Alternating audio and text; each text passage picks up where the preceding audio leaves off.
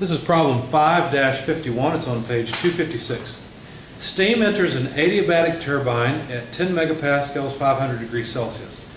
Leaves at 10 kilopascals with a quality of 90%. Neglecting the changes in kinetic and potential energies, determine the mass flow rate required for power output of 5 megawatts. So what I'm going to do is go into slides to the slide for turbines and compressors.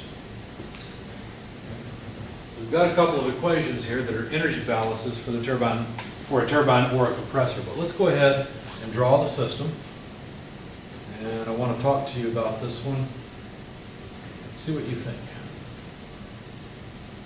So this is a steam turbine. I'll let this inlet section be 1. The exit section will be 2.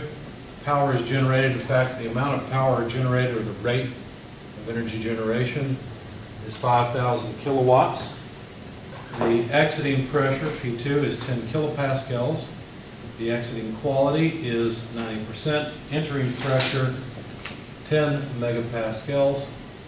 And entering temperature, 500 degrees Celsius.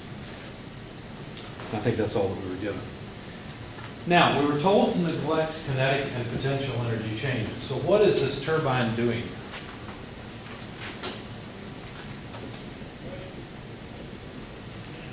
Power is coming out of it. Where's that power coming from?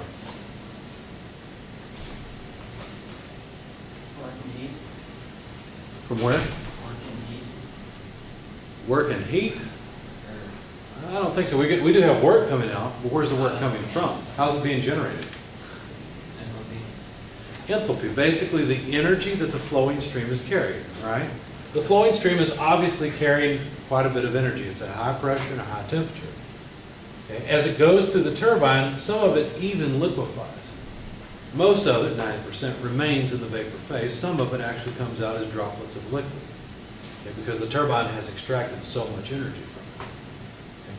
So the stream, the water in the vapor phase primarily, has lost a tremendous amount of energy, and it came out right here. Okay? We weren't told about any heat loss. In fact, I don't know, they may have said adiabatic turbine, I don't remember. Yeah. Okay, so heat transfer 0. So what that means is we can use the steady flow energy balance that I've got for turbines in the slides, and I'm just skipping all of the simplification in the interest of time.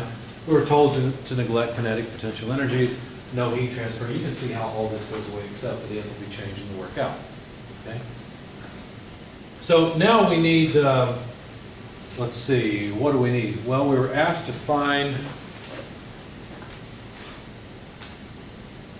the mass flow rate required for this output. Okay, so all we have to do is rearrange it to solve for the mass flow rate. That would be the power output divided by the enthalpy change. So basically all we're saying here is that each kilogram of mass of water that flows through this turbine, now when I say water, don't think liquid because it's not, it's steam, okay? But it's the chemical water.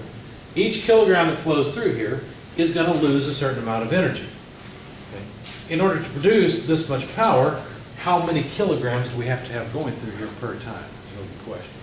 It's kind of like taxpayers, right? Each taxpayer is going to lose a certain amount. How many taxpayers do we need to fund whatever? Okay? Same idea. You guys don't like that analogy. I understand. I don't either. All right, so moving on. We don't like that one. Okay, so the power output is 5,000 kilowatts. Now we need the enthalpy coming in and the enthalpy leaving. Well, look, we've got everything we need to find the enthalpy coming in. That's really not a problem, right? Go to the back of the book. Do you think this is a saturated steam or is it superheated? I'm going to bet it's superheated. But go to the saturated table and prove it to me. So go to the water table in the first appendix. It's got a lot of pressure.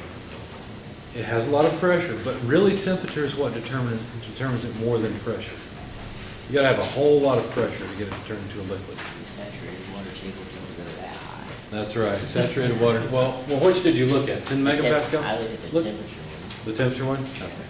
The temperature one doesn't go above 370. Does the pressure one go up to 10 megapascals? I doubt it. Well, Yeah, it that's- does. Oh, it does? Oh, okay. So what temperature would we have for it to be saturated? 300, 311? We're at 500, so there's no way it's saturated, right? It has to be above saturation. It has to be superheated. So flip over to the superheated tables, you want to look for 10 megapascals.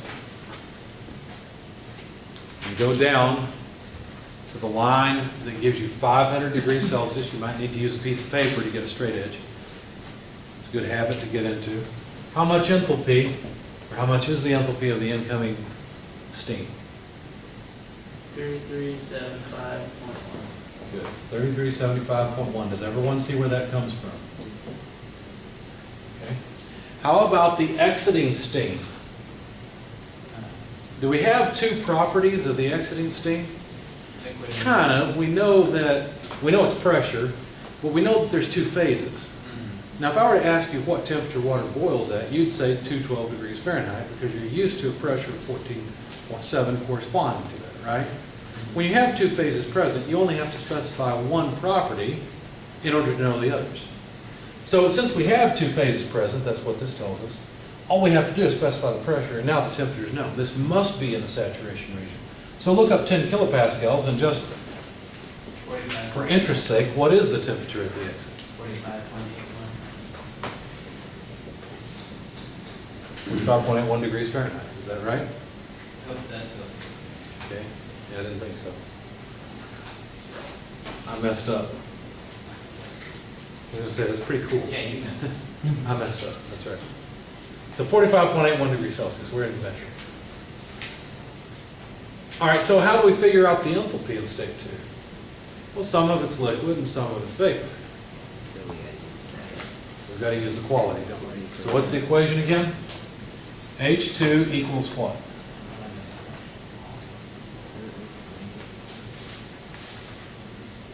By the way, how do you know that you need to use quality to figure out the properties? that. Mostly because it was given to us. Well, actually, it's because there's two phases, right? Anytime you've got two phases in equilibrium with each other, you're going to end up playing with quality somewhere along the way. Okay? HF plus quality times HF HF. plus X2 HFG. Good. All right. So those are the numbers we need. So go to the back of the book, please, and verify that I have these correct. 191.81 plus 90% of 2392.1. I didn't write down the units in the interest of time, but it's all kilojoules per kilogram. So make sure I've got that right.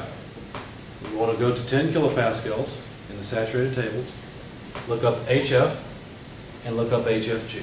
Do they match? I'm sorry. It's possible that there's a small difference because the table's changed a little bit from the 6th to the 7th edition. So what numbers do you see for HF at 10 kilopascals? 191.81. Okay, so that one didn't change. How about HFG? I got the same. It's a little higher. Is it? HFG? Oh, FG, sorry, yeah. That's all right. That's, yeah. Okay, A all right, little bit of HG. I understand. It's easy to do. Okay, so if we put this into the calculator, we find this is 2344. 44.7 kilojoules per kilogram. That's the exiting enthalpy. So now we have everything we need. Incoming enthalpy, 3375.1.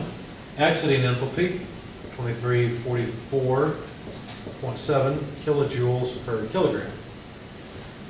Well, that doesn't seem to work very well. That doesn't look like a mass flow rate to me. What do I need to do now? Probably use a conversion factor. What shall we convert? What do you want to convert today? Whose slogan was that? Where do you want to go today or something like that? Was it Microsoft?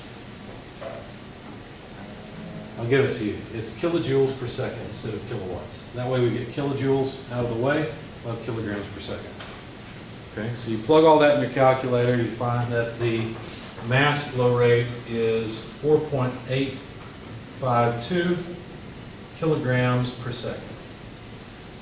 Now, a little more practical information. Is this a big turbine or a little turbine? Relative to an industrial scale. Anyone know? 5 megawatts. 5 megawatts. That's pretty big. That's pretty big. Well, by comparison to your house, that's huge. Yeah.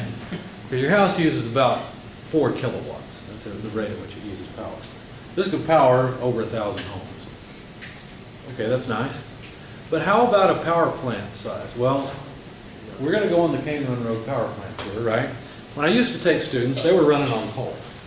Now, they had several turbines that had been shut down and were no longer used, but they still had two in operation. Guess how much power each of those turbines put out? 250 megawatts. Okay? It's a lot bigger than this. Okay? A whole lot bigger. So, and they weren't huge. I mean, they didn't take up more space than this room, for example. Of course, the boiler did, but the turbine itself didn't. And the reason you can get so much power out of something like that is that it turns at a very high rate of speed, right? So it's a turbine, it turns really fast and produces a decent amount of torque anyway.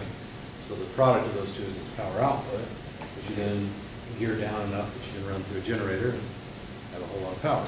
It's not the gear ratio that gives you the power, it's the speed of the turbine. And really what gives the turbine so much power is the fact that the steam has a lot of energy in it. Right? By the way, their turbines were losing some heat. When you walk next to them, it was nice and warm. Of course, working in a plant like that is really nice during the wintertime. Plenty of waste heat to go around. What? I'm sorry? Bad during the summer. Oh yeah, bad during the summer. The other interesting thing is if they had a garage door open, the airflow in was tremendous because the burners were you're sucking up a lot of oxygen to burn the coal. And so they had a nice breeze through there. Of course, they were heating up that air pretty quickly in the wintertime too. So anyway, it's pretty interesting to walk around a power plant. That's why we're going to go do it. Any questions, comments?